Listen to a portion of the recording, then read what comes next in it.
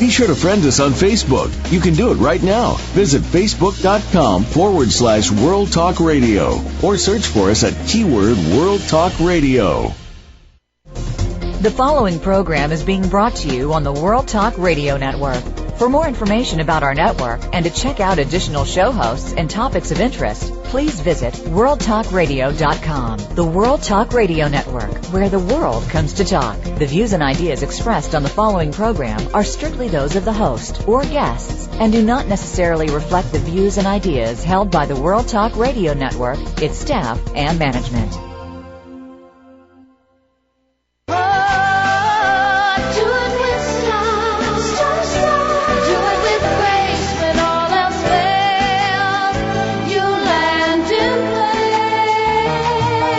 Get ready to pump your energy and jumpstart your dreams with positive, uplifting, life-changing talk radio on the world's most popular power hour, Star Style. Be the star you are. The Oprah of the airwaves, Cynthia Bryan, and her sidekick daughter, Heather Brittany, deliver lessons of success spanning the generations of the globe in their information-packed Tea for Two, a mother-daughter brew. In other segments, Cynthia interviews real-life trailblazers, authors, and experts with the courage and vision who show you how to build a road to fulfillment through their unique books and services. You'll laugh, you'll cry, you'll be informed and entertained. For your free lifestyle empowerment coaching session right here on the airwaves, turn up the volume, relax, sit back, and get ready to be inspired. Because Star Style, be the star you are, starts right now. Never say never, live your dream. Well, it's another installment of Star Style, Be the Star You Are. Welcome to our playground. My name is Cynthia Bryan. And I'm Heather Brittany. And we are your mother-daughter dynamic duo, the Goddess Gals, your personal growth success coaches with you every week. And we are very happy that you are sharing this time with us because we want you to follow your heart and live your dreams and be inspired and motivated. The miracle moment for today is brought to you by the Goddess Gardener. When you need a garden consultant or advice, call 925-377-7827 or visit goddessgardener.com. And this is from Kahil Gibran. Awake at dawn with a winged heart and give thanks for another day of loving. So love is the theme for our day today.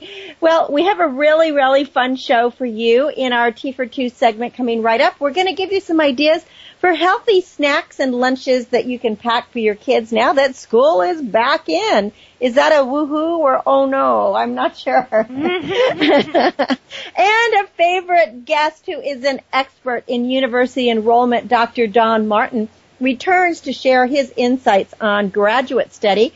And then we are going across the pond to celebrate the 45th wedding anniversary of a very special couple from Sierra Leone who are living in Great Britain, Winston and Gloria Forde, and they will share their book, From Aden to Bliss. So fun, exciting, and romantic today. Plus, we're going to get you educated and get you back in school.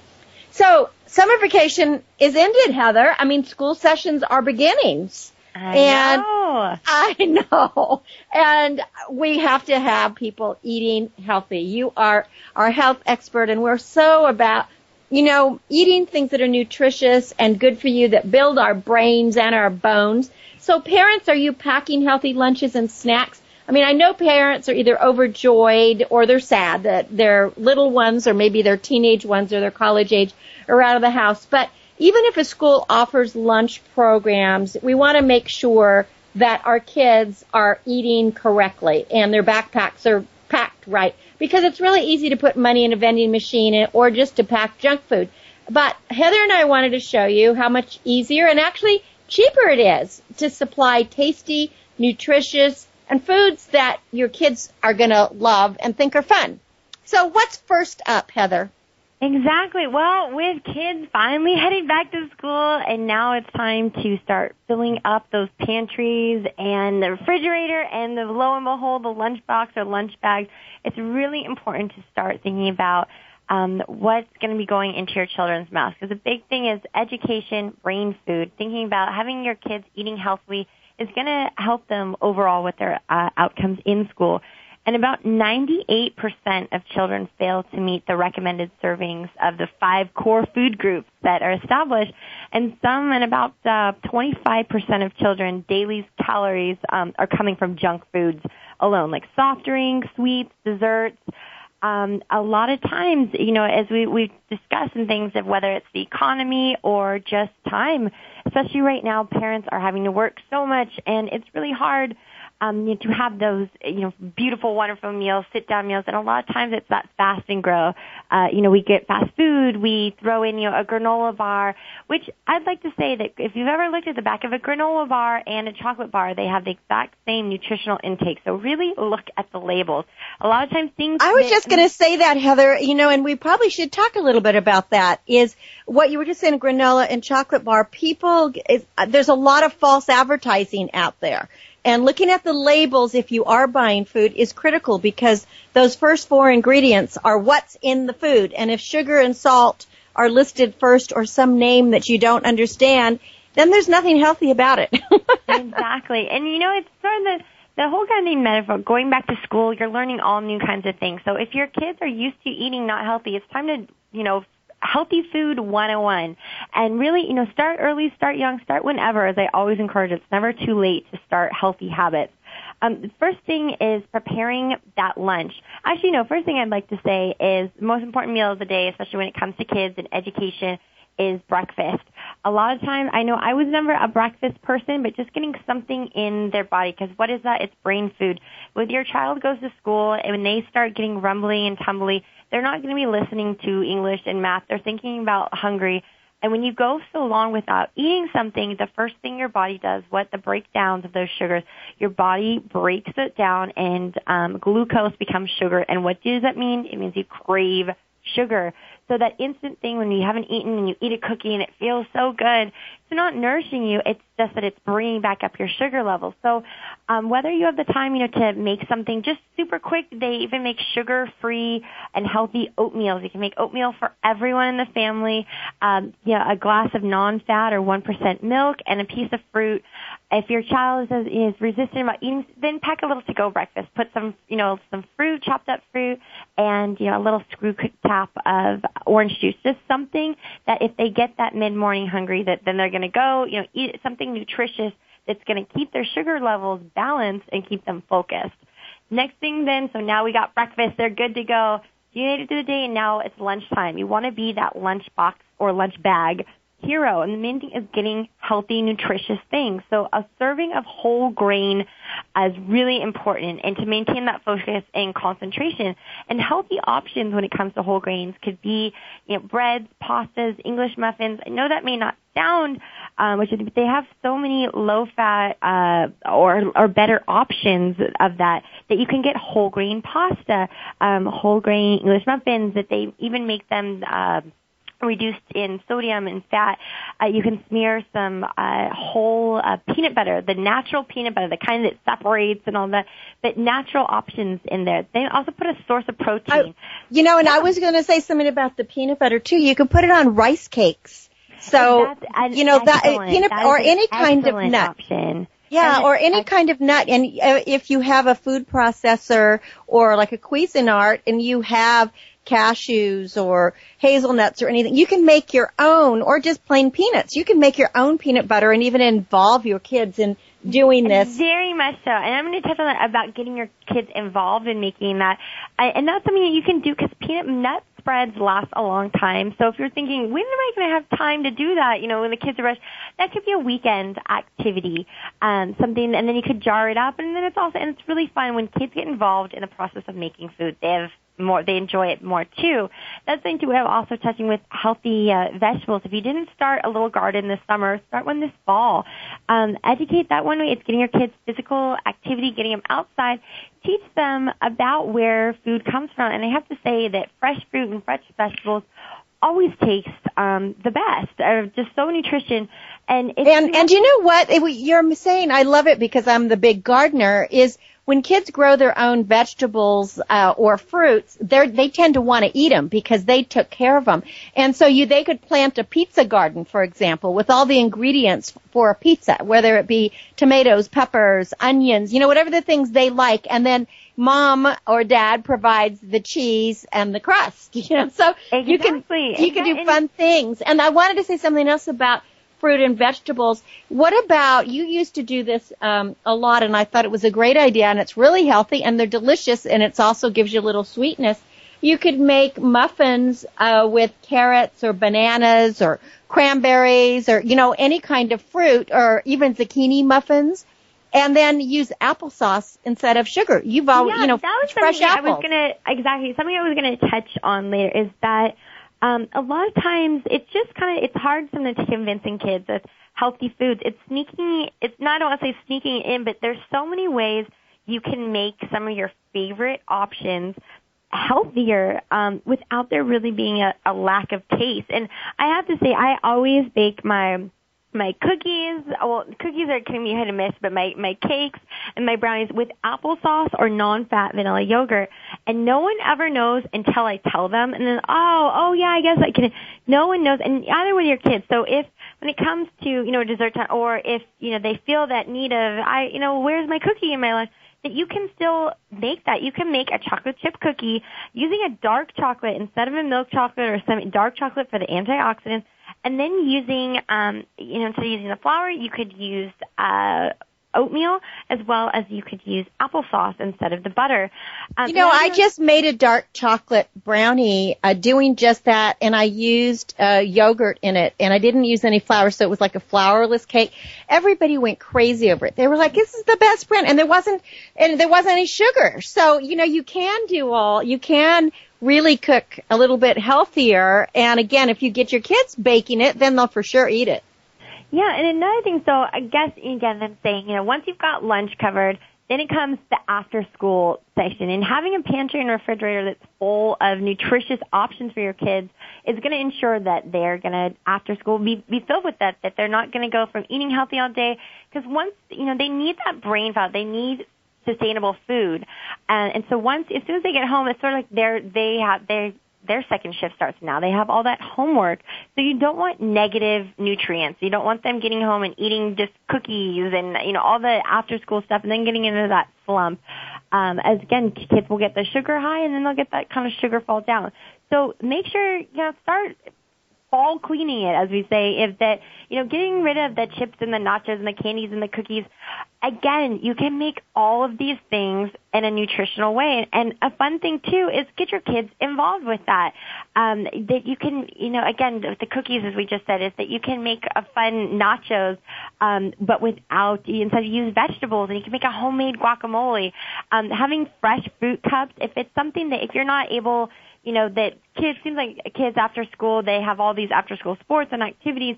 If you don't have, won't have a little refrigerator thing to go or have a little cooler, you can have ready-made stuff that you can purchase at the store. Just make sure to purchase the healthier options. And you know how kids love French fries? Mm-hmm. I mean, it's like everybody seems to love French fries.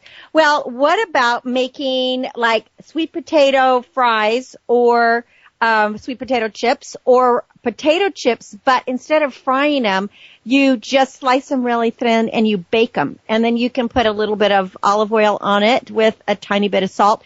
And it's going to be so much more healthy than if you stopped by one of the fast food chains and picked up French fries. And then if you want to make chips, and to have them dried out, then those are really great. So they'd be proud that they made their own. Yeah, and exactly. And one thing I just want to say, for people that are feeling maybe that, they live that busy that they don't have time to do all this. But if you're doing the grocery store shopping, if you don't have the option, if your schedules are just so jam-packed, when doing make sure you're checking labels and things to keep in mind about filling, your fridge and your pantries. If you're going to have those ready-made things, make sure you have non-fat and low-fat options. Air pop popcorn, whole grain energy bars. Hummus is a great thing, and I believe people will think it might be hard to sell to kids. Kids love it. A big thing, they eat with their eyes before they do with their mouth. So if you do get that time, include lots of color.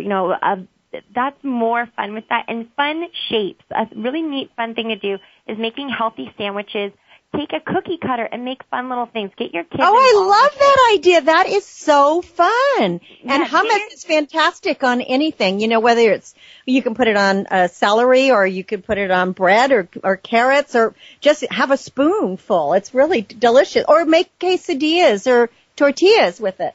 Exactly. And then, as I say, when it comes to the dinner time, that if you have the option, if maybe during the week, if it's too hard, have your kids a fun thing to maybe do on a Sunday when it's kind of that winding up for the, winding down from the week and getting ready for the next one. Make your kid in charge. Kids feel empowered when they get to do this. So take them grocery shopping. If they, reach the camp, find healthy options together. Plan a menu, making them, sort of, if you have something set up in your pantry where they can make their own lunch, but if they only have healthy options to choose from, they can't go wrong with that. Don't keep sodas in the house. Even the diet sort of things can still eventually, still aren't good for it. If they need something sugary, they have, they need that kind of sweet kick. Put fruit juices in, fresh squeeze, lemon, lime. I like making kind of like this spa water. You can put cucumbers in. A lot of times people think that kids will be resistant to healthy food. It's just making it fun, not viewing it as I have to. It's something that... Well, all fantastic ideas. We're at the end of time already, and I love all these health things, and especially stay away from sodas. I know that we were never allowed to have them. I never missed it, and I do all those water things. I love it, love it, love it. So, Heather, just wind it up and give out the website. Yeah, most definitely. Just keep in mind they're no longer using the pyramid, but just keep the 5 things. You want whole grain, protein, at least 1 serving of vegetable or fruit, and a low dairy option, or even non-dairy. They make tofu things for kids. Your kids' nutrition is brain power. Think of food as brain food, and you want them to succeed. So for all this, if you want to help out the charity, read the books, all the fun things, go to BeTheStarYouAre.org, BeTheStarYouAre.com, as well as CarmonyClutches.com, both with a K.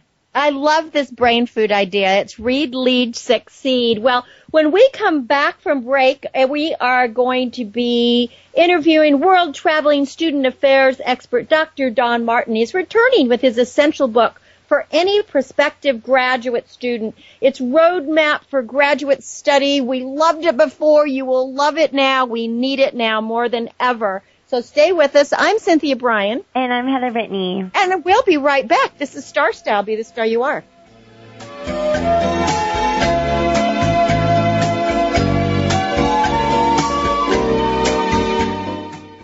What's going on behind the scenes with your favorite World Talk radio show or host? For the latest news, visit the iRadio blog at iradioblog.com.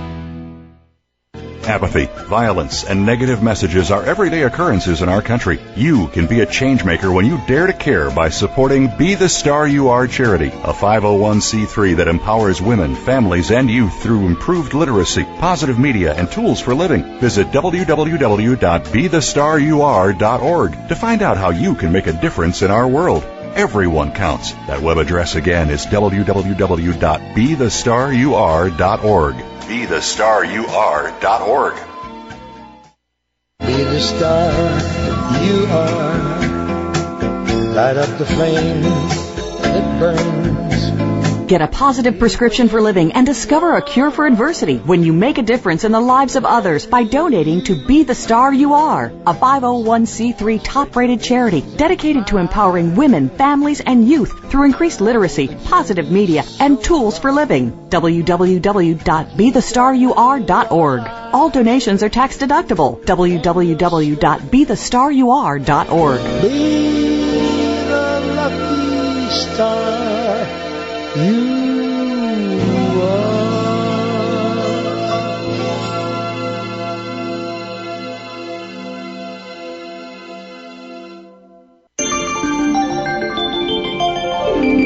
You're listening to the World Talk Radio Variety Channel.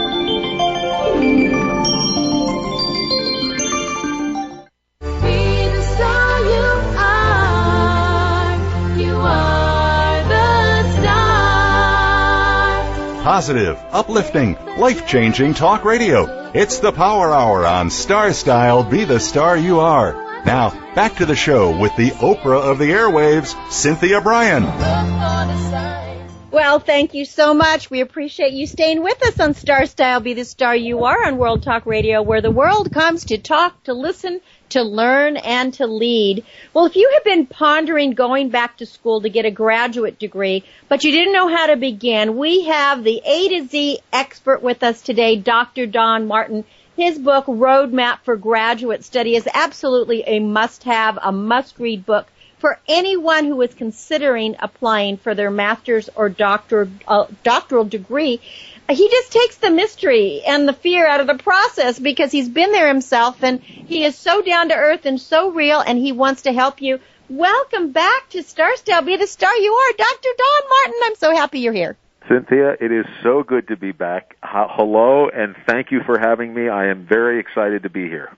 You're such a joy. I mean, I just love the way you think and act and be, Don, because thank you. You're so no nonsense. And, I think what happens so often with students, and I remember myself like this, is thinking that someone in a position as powerful as yours, that it's something scary. And yet you have broken down this whole idea of going back to grad school so simply because you really do care about kids. And I don't mean kids, but you care about people learning and getting that.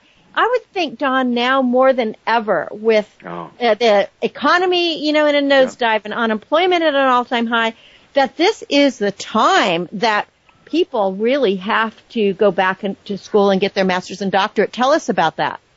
You're exactly right. The first thing I want to say is the reason that I may be able to seem more down to earth or more real about this, Cynthia, is because I earned 2 graduate degrees myself, but more importantly, I'm just an average Joe. I did not have major connections. I didn't come from wealth. I was a hardworking guy who wanted to get a master's degree. I don't think you would have ever predicted with my undergraduate record that would have been possible, that they would have looked at me, but they did. And I did it. And I guess it really spoke to me about the idea that if you really want something bad enough and you work to get it, you can do it.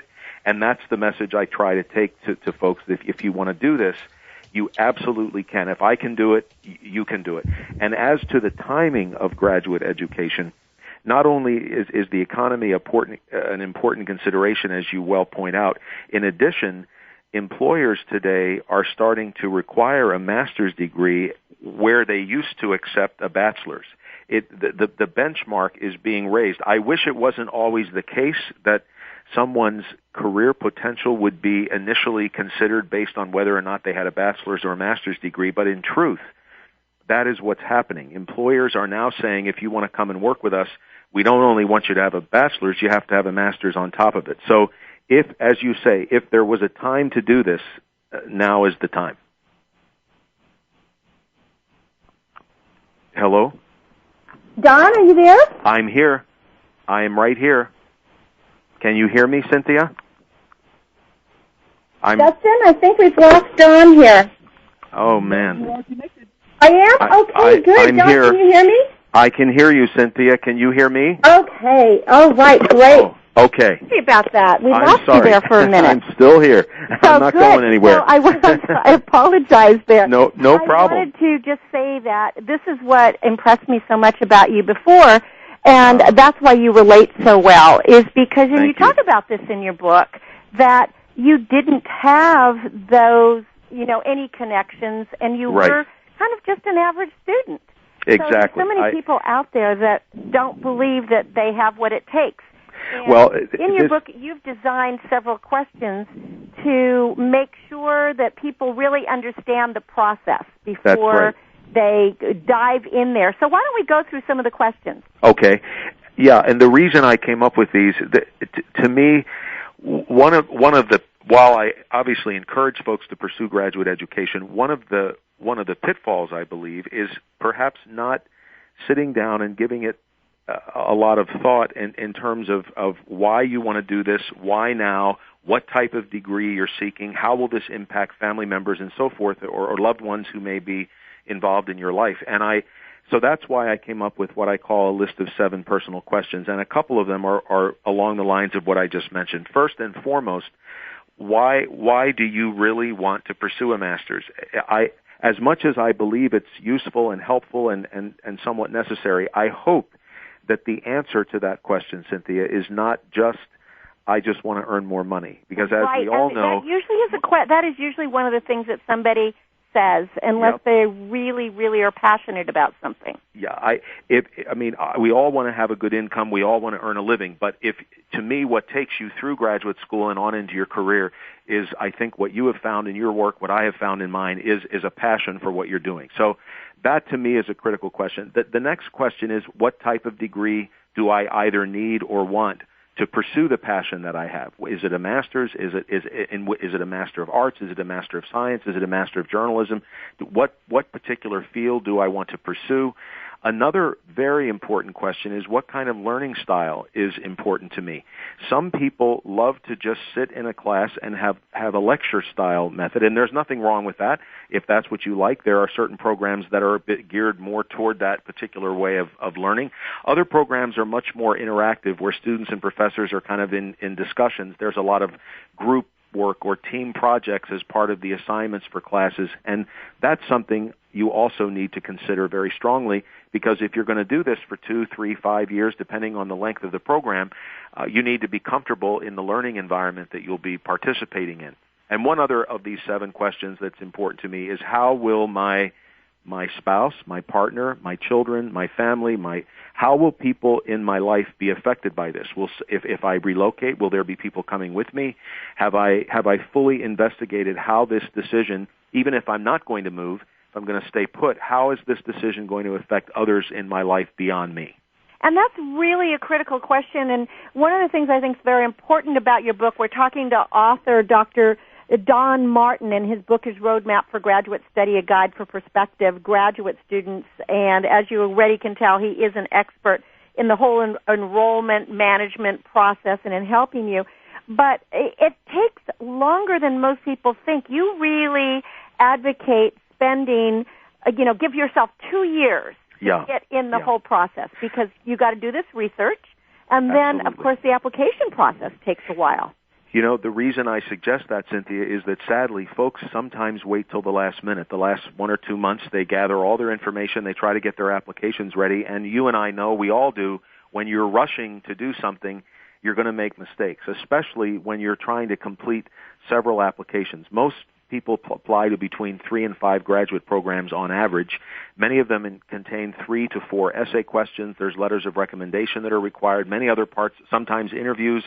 And when you're trying to do this all in a very short period of time, you're bound to make mistakes, and the admissions committee isn't going to know that you had a short amount of time, and they're not going to really allow that excuse. If you have mistakes, I was going to say, and they don't really care, because the point is they want to have the best students, because the space is limited, and they really want to have people that want to be there and want to learn. But the most important thing is here, you as a prospective student, if this is an investment in your life, your future, your career, it's going to be your time, your energy, your financial resources, largely at the graduate level, that are being expended. You owe it to yourself to take adequate time to do some research, and I promise you, if you do, in many cases, folks find graduate programs they never had heard of or thought about before, and oftentimes those are some of the graduate programs they end up having at the very top of their priority list once they've gone through their research. And after they've been there, they realize they made the right decision. You bet. Well, why don't we talk a little bit about the application process? Because that, to me, is what deters people from going back to school. They're afraid that it's going to be so dragged on, so difficult, so challenging, that they don't even want to begin. And one of the things that I really love about your book is how you've divided it up into very simple chapters where you actually pose questions and you give answers and you tell people to relax and breathe and, give the time and all that stuff. Exactly. So after they've allowed the time, and they're, the most important thing I would think is your number 3, where it says follow the directions. Oh, I am so glad you brought that up. If you hadn't, I would have. It's so sad in a way, and it's so obvious, but it's the reason I put it in the book, and the reason we're talking about it is because it's so critical. When applicants are I think, in all honesty, sometimes the reason some people don't follow directions, like they provide essays with more words than are asked. For instance, a 750-word essay, someone submits over 1,000 words, or you're told to submit 2 letters of recommendation and you submit 4. I think some of the motivation behind that is that prospective students and applicants are realizing they're up against quite a competitive applicant pool, and they may feel like, oh, if I just tell them a little extra in this essay, or if I just get a couple other people to recommend me, this will give me an edge. Well, that is actually not the case. What happens, the admissions committee, they don't know that that's what you're thinking. What they're seeing is that you did not, if they asked you for 750 words and you give them over 1,000, you did not follow their directions. If they asked you for 2 letters and you gave them 4, you did not follow directions, and it begs the question, if you can't do that as an applicant, what are you going to do as a student? And so I know it may sound trite, but now again, if you come up with 760 words for a 750-word essay, there's going to be no problem there. But basically, follow the directions. Make sure you get... it's an important lesson for life.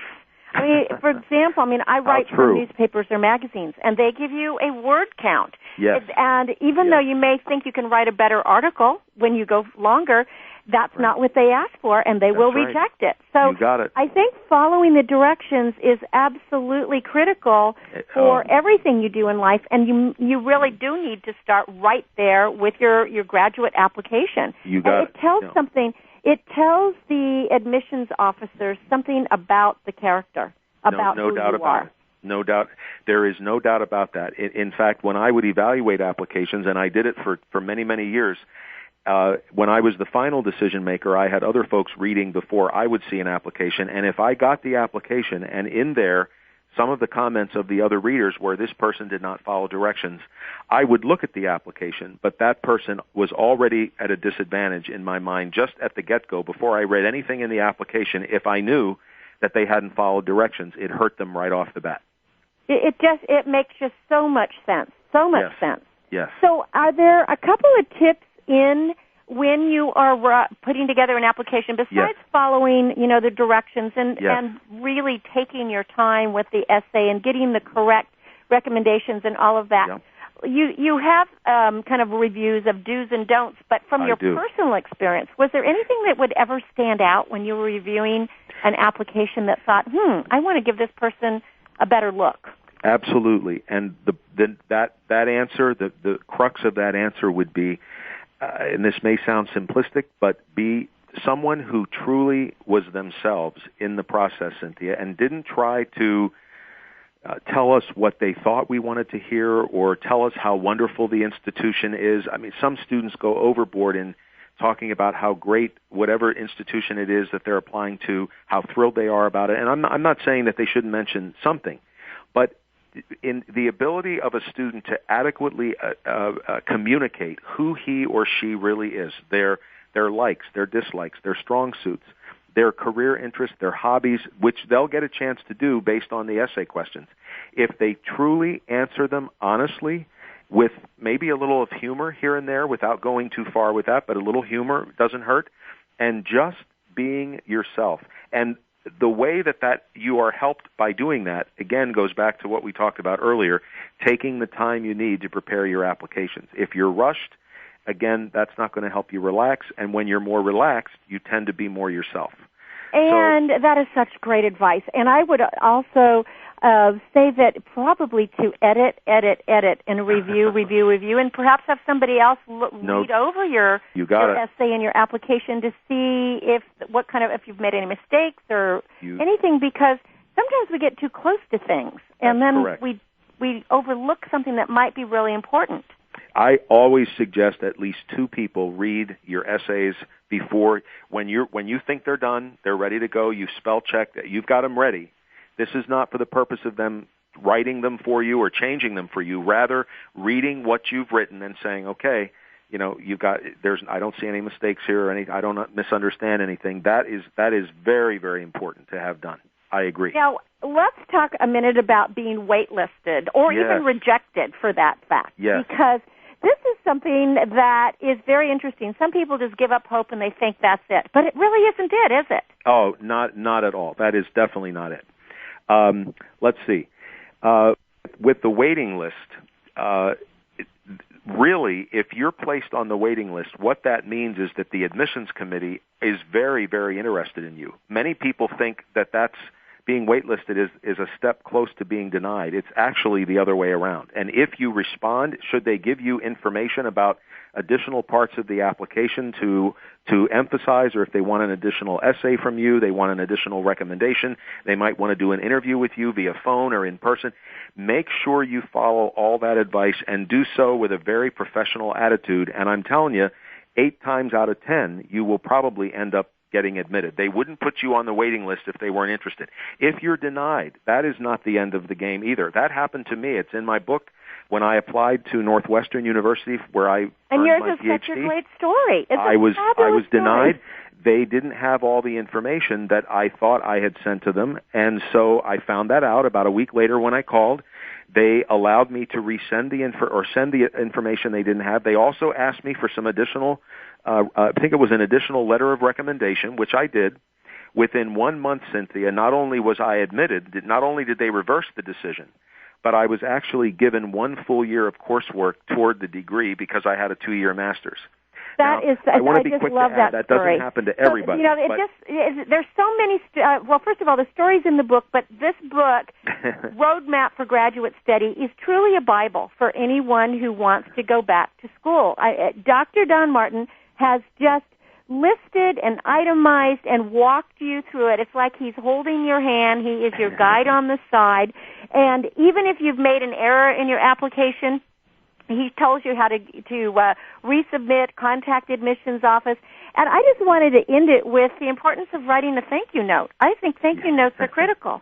Absolutely. If you are admitted, and even if you're denied, writing, where you feel you were treated well and you might be disappointed, it goes a long way. And should you ever decide to reapply, it's a very good thing to think about. I love it. Well, you are so amazing. This book is amazing. Go to the website, gradschoolroadmap.com. The book, Roadmap for Graduate Study, A Guide for Prospective Graduate Students, author Dr. Donald C. Martin. You can hear how phenomenal he is. You really know your stuff. This is just it's so great to have you on the show, and I'm so glad you wrote this book. And what better time than right now in these tough economic times than to look into research, going back to school. Pick up a copy, Roadmap for Graduate Study. Don, thanks again for coming on. We'll have to do this again and party some more. We will have to do it again. Thank you so much. You're great, and I wish you all the best, Cynthia. Thank you, and you too. Take care of yourself and all your students. I know they love you. Roadmap for Graduate Study, a guide for prospective graduate students. When we come back from break, we're going to go across the pond to Great Britain, and we'll have a stopover in Sierra Leone, and we're going to reminisce with author Winston Forde and his bride of 45 years, Gloria, with the book From Aden to Bliss, and we'll be celebrating an anniversary, too, so stay with me. I'm Cynthia Bryan. This is Star Style. Be the star you are. Back in a bit.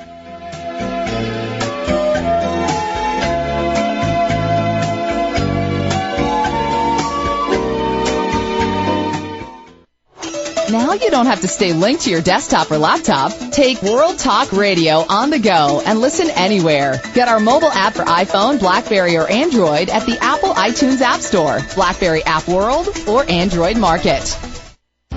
Are you living your dreams? Want to create a life you love but don't know how to begin? Lifestyle coach and personal growth expert Cynthia Bryan has jump-started the lives and careers of clients for over 2 decades with her signature Star Style consultations with personalized sessions by phone or in person. You'll turn your passions into profits. Visit www.cynthiabryan.com or call 925-377-STAR. That's CynthiaBryan.com or call 925-377-7827.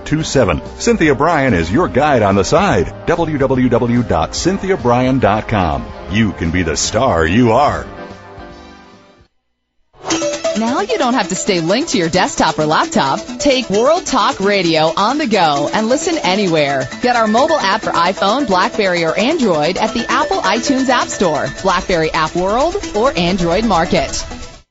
Apathy, violence, and negative messages are everyday occurrences in our country. You can be a change maker when you dare to care by supporting Be the Star You Are charity, a 501c3 that empowers women, families, and youth through improved literacy, positive media, and tools for living. Visit www.bethestarur.org to find out how you can make a difference in our world. Everyone counts. That web address again is www.bethestarur.org. BeTheStarYouAre.org. Be the star you are. Light up the flame and it burns. Get a positive prescription for living and discover a cure for adversity when you make a difference in the lives of others by donating to Be the Star You Are, a 501c3 top-rated charity dedicated to empowering women, families, and youth through increased literacy, positive media, and tools for living. www.bethestarur.org. All donations are tax deductible. www.bethestarur.org. Be the lucky star you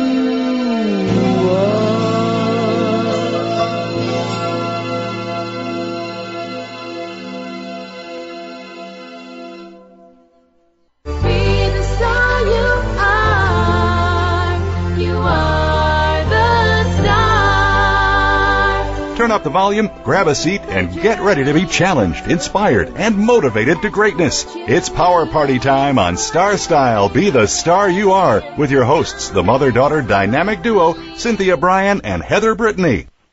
Well, every week, Be the Star You Are brings you the authors and the experts who enhance, inform, and educate. And this is life-changing radio, and we are so glad that you are here playing with us. But if there had been home computers, internet, Skype, or even reliable, inexpensive phone service back in the 1960s, the book that we are about to discuss would never have been published.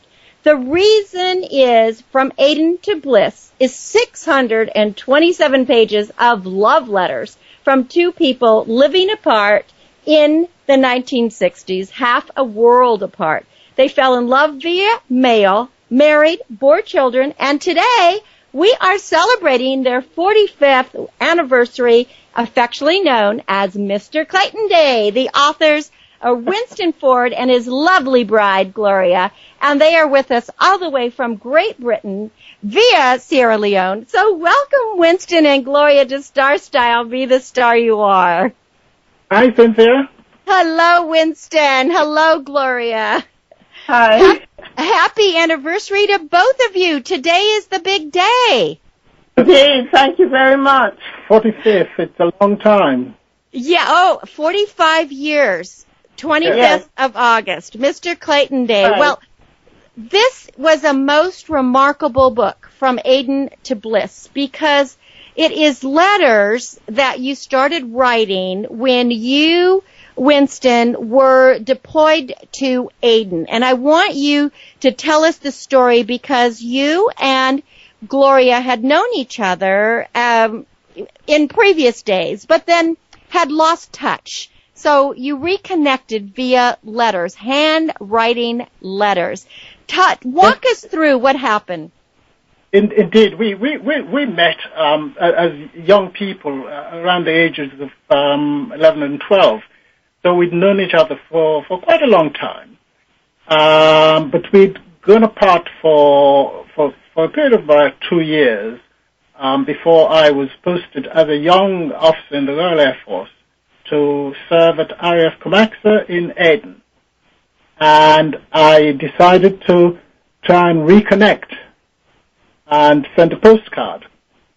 And that postcard went to an address where Gloria had moved from. So I had to wait for a few weeks to get a reply. And that's how those letters started. Well, what is so intriguing and so sweet about these is that it starts off just very as friends, just very simple, kind of this is what I'm doing, this is what I'm doing, you know, how are you, how is the family, and then it evolved, right, Gloria? Yes, it was, yes, because I was very surprised when I received his letter because not having spoken to him at all for 2 years, I got a letter with a postmark on it, Forces Post Office. And I was a bit taken aback with this because I didn't realize that there was a Forces Post Office with a BSPO number on it. So when I read the letter and found out it was from him, I thought, oh, right, you know, he thinks I've been sitting around waiting for 2 years to hear from him. So I sort of didn't reply immediately, you know, just to give the impression that I had not been sitting around on my hands. Exactly. You wanted to play a little bit hard to get here. I was.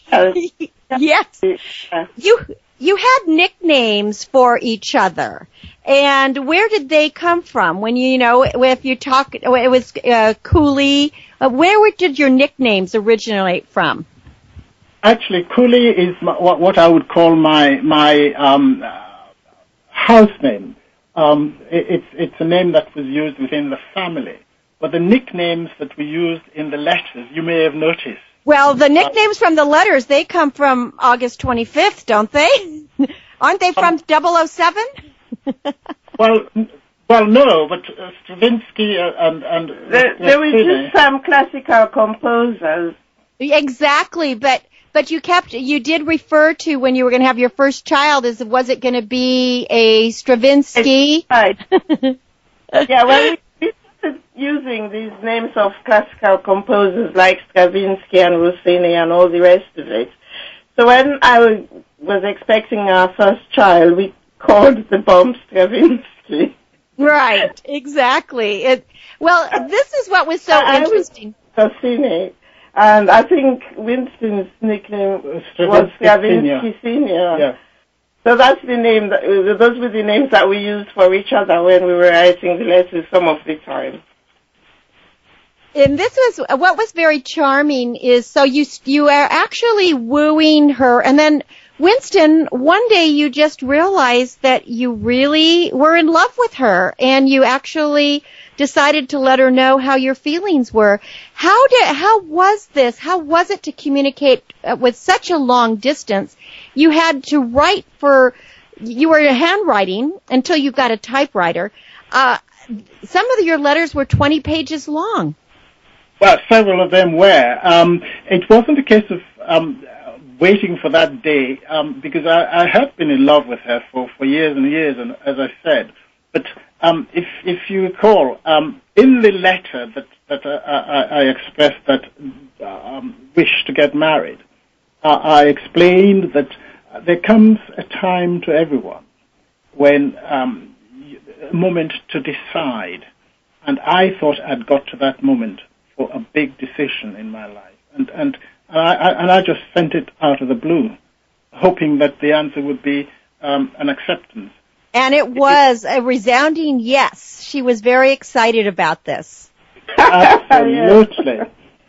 And this, sorry? No, continue. I was going to say it was in 2 stages, was it not? The first request was for us to get together again and be serious in our relationship, not having seen each other for a long time. But very soon after that, I hit her with the actual proposal, and that really, I imagine, was a shock. But she can say what effect it had on her. Well, yeah, I was surprised because he's been talking about taking part in an opera. So when I got the tape from him, I thought it was to do with the opera that he was in, and I actually played it in a room full of students, and then heard the proposal come through. So it was a little bit embarrassing, and I was very, very shocked because I was not expecting anything like that. But what a wonderful shot. Well, you're talking about the opera. Winston, while you were in Aden, you performed in many different shows and performances. So you were an actor and a singer. This is something that you really enjoyed, and it seems that both of you enjoyed discussing this in your letters, as well as cooking. Yes, I've spent a lot of my years as a thespian, mainly in light operatic. And when I got out to Aden, I was very lucky to find that we had a very thriving operatic society. And the letters cover the various shows like La Belle Helene and Mikado that I either took part in as a member of the chorus or as one of the lead parts. There's a theme in the letters where I connected with Gloria because she had to read about all my shows. I mean, it was inescapable. And she enjoyed it. Well, one of the things I wanted to talk about, because I think it really is so pertinent for today, is when you did decide, you asked her to get married, and then you were still apart, and you're trying to debate whether to get married, what month, whether you're going to get married in England or Sierra Leone, and then you had planned it for a year. And then you went on leave to England, you got together, and you actually decided to get married on your own because of one of the reasons would be that it would be good for the bottom line for the balance. So that was quite interesting that you had to figure out what to do between August and January. Yes. When you had your other celebration. Tell us about how difficult that was. It was, but because when one reads the book, we decided to get married today, 45 years ago, mainly for mercenary reasons. It was going to be a civil occasion. A civil ceremony, yes. Civil ceremony, which would have made us legally married, and in those days, in the forces, we were not paid a salary. We were paid in bits and pieces. And if you were single, you didn't get paid as much as if you were married. And therefore, by getting married that way, I was going to get an extra 26 shillings a day, would you believe? I know, it's very funny it's not funny, but to think about how very little money that was. I hasten to say it was taxable, but the point was that we reckon that by doing that would save the great sum of £1,100 over 12 months. Yeah. And we would money to sail down to Sierra Leone to get married in the cathedral where we were both brought up. Then come back to England and buy a car and settle home. All out of £1,100. With such large plans. But then you had little Stravinsky became on the way unexpectedly, and then you had to figure out via long distance what you were going to do. And those letters are very, very touching and very sophisticated. This is where the letters outline the planning that goes into various episodes in life. Exactly. And it's it happens today. Haven't done the civil wedding. Our next port of call was to sail back to Sierra Leone, but these things happen, and suddenly we realized that we had to bring that date forward. And a lot of letters outline the planning that went into this change of tack. And I want to say, Gloria, you looked gorgeous. You both looked so debonair on your January wedding day. Beautiful. Oh, yeah, it was very, very cold. It was in the winter, of course, But looking at the pictures, you wouldn't know it was that cold because we were all in, the normal bridal dress and bridesmaids dresses. And it's funny, when you're excited, you tend not to feel the cold. I think one of the things that the letters would show was that one could put on that show with a full retinue of bridesmaids and the bridegroom in his uniform and his sword, all for very little at all. I mean, the cake cost. I think the whole wedding cost less than £100. Well, can you imagine doing that now? No, And this is the beauty of the book. We're talking to author Winston Forde, and the book is From Aden to Bliss. And his beautiful bride, Gloria, they both wrote this book because it's letters to each other. And I think this is why your letters are so beautiful, because it shows two people who were in love then, and after 45 years, you're still in love. Yeah, by some miracle we still are, yes. I would put it better than that. Because the book shows that love transcends a lot of difficulties, and it can transcend distances and so on. And one really has to read the sequence and to see how each problem was tackled in a rather orderly manner, with the conviction that we had to be together. Yes, and that was the critical thing, Winston. This is what I really came away from the book, is that despite problems and challenges, you were dedicated to one another and dedicated to working it out. And you did it respectfully, which is something we can all learn. And I think that message is still true. And anyone who reads the book will find that love and that sort of consideration is timeless.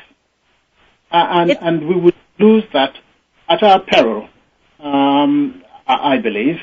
And I believe this is a timeless book, and it also is a look into the time when we worked with fountain pens or we wrote by hand, but a connection to one another. We're running out of time. We're going to give out your website so people can go to your website and read, not get only this book, but you've written several other books as well. That website, WinstonFordebooks.com, and Forde is spelled F-O-R-D-E. And I want to say, Winston and Gloria, you have so much humor, and I would guess that you had laughed so much throughout your relationship that it is made for a very, very happy marriage. Thank you very much, Cynthia. This has been a great interview, and congratulations on your wedding anniversary today, Mr. Clayton Day. Happy 45 years to Winston and Gloria and their book, From Aden to Bliss. Thank you, Winston and Gloria. Thank you. Bye. Thank you so much. I am Cynthia Bryan. Thank you for listening to our show, Star Style, Be the Star You Are. We'll be with you next week. You can find out more information at BeTheStarYouAre.org. Until then, celebrate every day and share the love. I'm Cynthia Bryan. Ciao for now. Be the star you are. You are the star. Be the star you are. Keep caring. Thank you for being part of our Star Galaxy on today's episode of Star Style, Be the Star You Are. We hope you've enjoyed the commentary and are motivated to dream big, overcome obstacles, and realize your potential. For further information, visit www.starstyleradio.com. Join our Power Party next week right here on World Talk Radio as Cynthia Bryan, Heather Brittany, and the pioneers of the planet pump up the energy with positive, uplifting, life-changing radio. Until then, be the star you are.